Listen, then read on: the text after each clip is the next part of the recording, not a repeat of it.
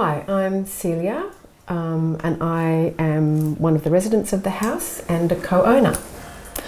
I'm Divo. I'm also a resident of the house and co-owner of the house, and my connection to WOW is not particularly strong, I guess, because they just came into my lounge room one day and asked me if it was okay to do a show here. And I've got a history in theatre and physical performance myself, so I was kind of like, sure. Do you want people coming in through the roof? But that's, I don't know a lot. I think you know more, Celia. Yeah. So I guess our connection, the household connection with WOW, is a connection through the company that I work with, which is Volcana Women's Circus, which is also a company that Divo and Sophia have, and Helen have all had a connection with at various points. And Volcana's done some work with WOW, and so someone in WOW knew about the structure of this house, that it's co-owned by 5 women in a way that we can afford to have a living situation that is independent but also communal, that is affordable, and that we're in control of our own space. Yeah. Awesome. Oh yeah, and Sarah actually, so our 5th owner, she actually did some classes with Volcana way back as well. So I think it's a complete connection in that way through Volcana. Yeah, so, I guess the reason that the theatre came to us was that, we live in, or we own in a way that's quite unusual in our society, in that it's not just a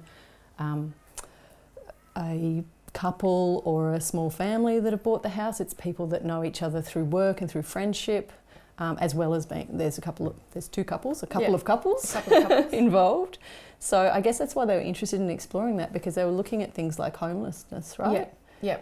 Models of housing for women, and the issue of how women negotiate housing, what happens when they don't have housing, what are the dangers inherent in housing for women, or no housing for women, because it has a particular impact, we know, on women, how they are living, who they're living with, and how secure they're feeling inside their own home, and whether they actually have access to their own home. Yeah, so we're extremely lucky as 5 women who've managed to create this space for ourselves that's completely safe and secure and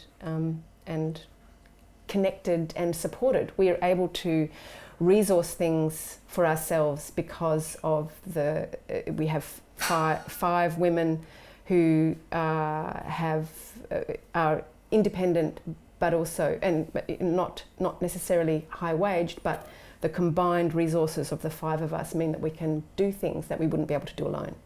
Yeah, and including buying the house in the first place, because when we bought it, not all of us had, one person was on the dole actually, and the rest of us all had either low wage or insecure incomes. So that was something that would not necessarily, if we'd done that as individuals or as couples, we might not have been able to get a mortgage. We might have also overextended ourselves in the mortgage, so we were able to get felt like a lot at the time, but it was a reasonable kind of loan that was manageable for us all at that point. And I think it also set us up in the longer term to be more financially stable, not paying so much of our money in rent. So it's really great. Yes. Awesome. So you spoke a bit there about the history of the house. Do you mind going into a little bit more detail about the house and how it all came together? Sure. Well, I think it was Helen's fault, wasn't it? It was Helen's fault. Yeah. She had a vision for... she's over there, but she doesn't really like cameras very much. For joint ownership. And Helen and Divo were very good friends and lived together, also with Soph. And Helen and I were partners. And Sarah was a very good friend. And you can talk more about the relationship between Sarah. And so it was a group that formed quite quickly and naturally. And we all kind of trusted each other in terms of... our relationship to money, really. No one had very much, but we all knew that we could manage rent on low incomes, so surely we could manage a manageable mortgage, and that we trusted that we'd respect each other in terms of, being forthright about where we're up to financially or whatever might be going on. And then it was a matter of hunting for the house that could be turned into the spaces that we wanted them to be. So that was a bit more of a challenge, wasn't it, to find? Yeah, that's the only time we've had lots and lots of meetings, was actually at the beginning. We don't have regular meetings or anything like that people might expect in these kind of setups. So we do catch up for drinks or a dinner once in a while, but we do largely live as if we've got our own units. Yeah. So at that initial stage, it was really hard to find a space that might work. We looked at things like, blocks of units that we could buy. Often they were too big and too expensive, or not in areas that we'd want. So eventually we found this place, which was a house with 3 bathrooms. So again, Helen really came in there because she's got some building knowledge. She thought this is the way we could divide it up. Bathrooms are expensive. Let's just give 1 bathroom to the 2 couples and the single person involved. And so we built these walls. We took some walls out. We built this kitchen. Yeah, the kitchen and the kitchen at the front. It's hard to remember after 10 years. Added 2 kitchens and Yeah. And we made a little tiny house in the backyard so we can have our friends just stay, because our places are pretty small, or we can rent it out as well, which is nice. Yeah. Awesome. So you described that you've separated the house sort of into spaces. Would you be able to tell us a bit more about the spaces of the house and how that's set up? Yeah, there's three houses. The one house has been turned into 3 houses. So there is 2 houses upstairs, one for 1 person, so it's a much smaller space, and then another space for 2 people, and then the downstairs space, which is the 3rd house. Yeah. Yeah, and so we do share some things. So we share a laundry, we share the yards. We've each got our own deck, so that's nice to have that as well, or a deck and a bit if it's you guys. And we also share an office. So we have one space it doesn't open to the rest of the houses, and we've just got an outdoor door to the outside, and so we can share that for work. Yeah.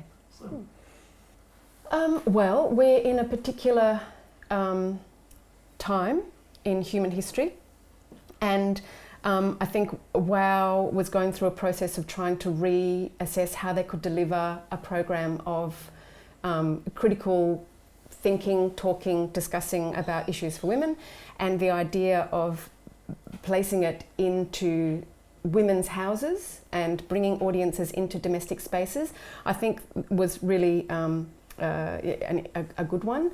And I think they particularly liked this house because part of it was this idea of women being pushed back to the kind of roles that were expected of women in the 50s, with this return to the home, return to responsibility in the home, with the added load of women no longer just have that responsibility, have all the other ones as well. So something about the setting of this house, because of an aesthetic of reusing that Helen and I have, that ends us up with bits of furniture that make it look like it's sort of 50s-ish, I think was really exciting to them. And of course, we as women don't reflect that at all. We've taken the aesthetic of that and left the rest of it behind. So it seemed like a good place to have a conversation about that pressure on women in this particular time to be, returning to the mothering, caring only roles, or having to shoulder that on top of everything else they do, which is not to say that they haven't been doing that up until now, but this particular time has forced women back into these spaces in a very different way.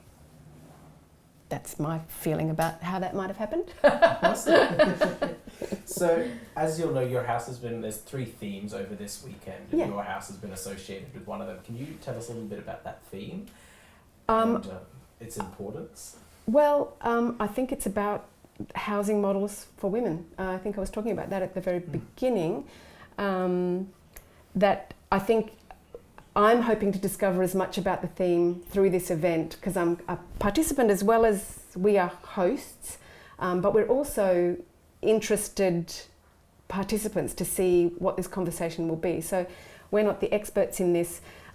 We are just presenting an alternative model of way women can house themselves in an era where there's a rising number of women who are experiencing homelessness.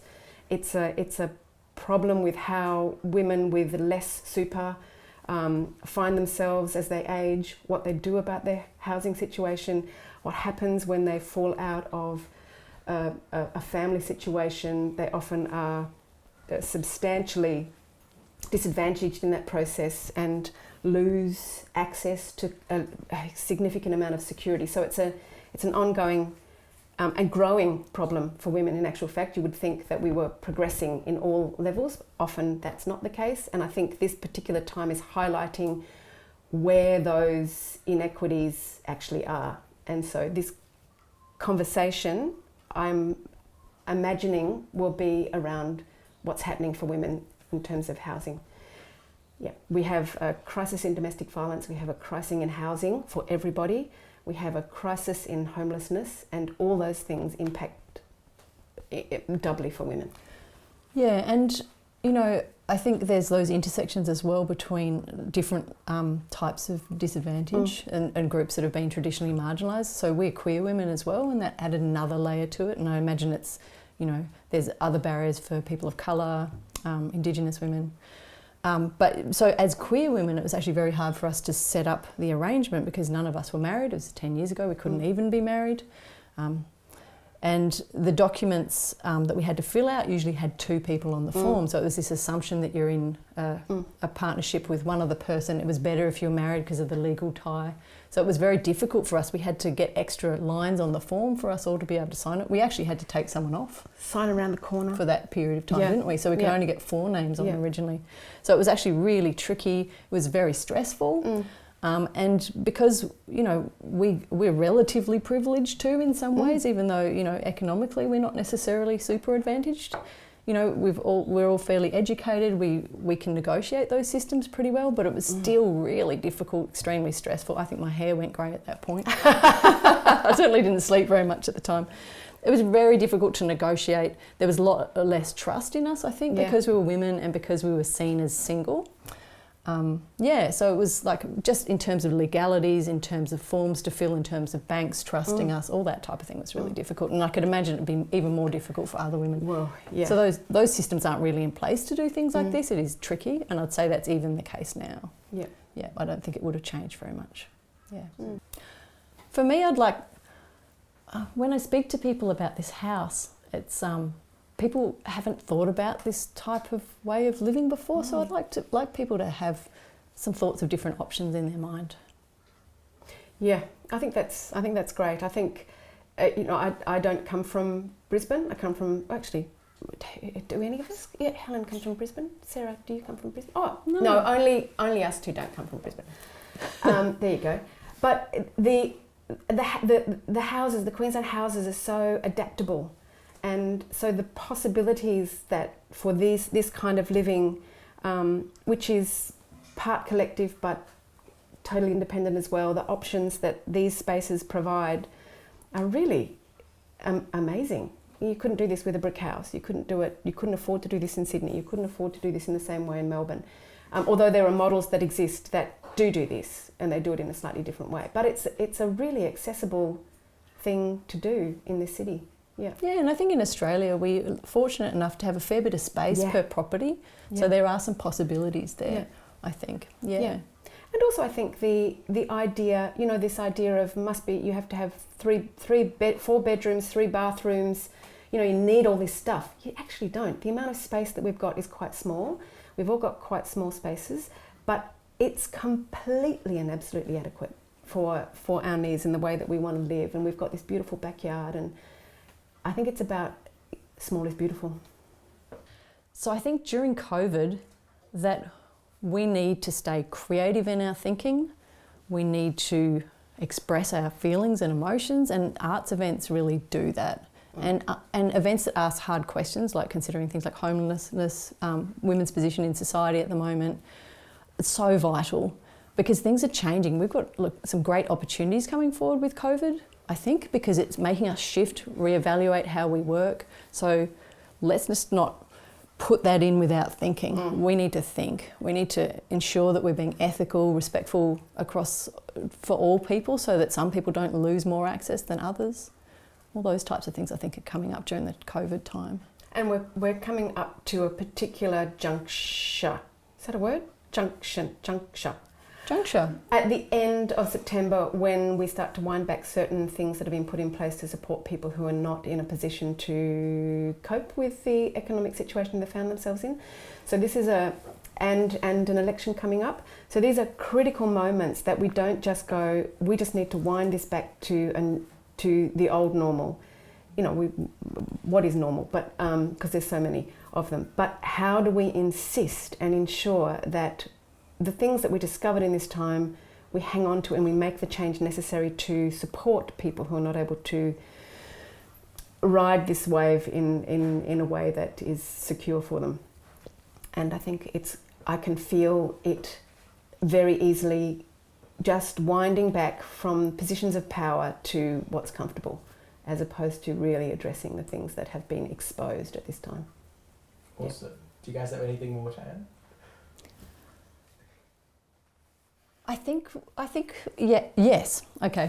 So, just from what you said just before, Celia, I think that concept of normal has never been comfortable for us. We don't want things to be how they were pre-COVID.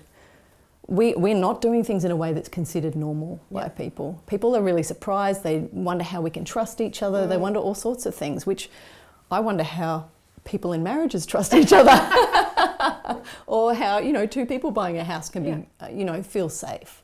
So I think, we give an example of how we can rethink things. And I think that, for only some people do the pre-COVID normal situations work. That's exactly right. It's a flattening word. It's a very uninteresting space to be in.